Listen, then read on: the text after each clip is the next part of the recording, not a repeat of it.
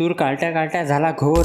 राम राम मंडळी. तर हा आहे आपला तूर सोंग्याचा डे 5. तर कशा तुम्ही? मस्त आहे मी. तर सकाळी सकाळी पहिले 11 आलो होतो. 11 आल्यानंतर हिच्या सांग थोडी गपशेक केली आणि तिले खाली उतरून दिलं आणि मी अंग टाकलं होतं. इतक्या रडायला लागली. म्हटलं मी चाललो बिचारे, तूच खेळ इथं. मग शेतामध्ये आल्यानंतर एक गोष्ट कळली बा, आपला गंज तर नीट आहे, बाकीचं काही माहित नाही. आता मशीनवाला काही येते काही नाही हे तर माहित नाही, पण त्याला फोन केला तर आलोच म्हणे. मग कायचं काही त्याच्या कोणत्याच गोष्टीवर भरोसा नाही ठेवायचं, कारण ते काय म्हणतात 1 घंट्यात आलो मग समजून जायचं 2 घंटे लागतात.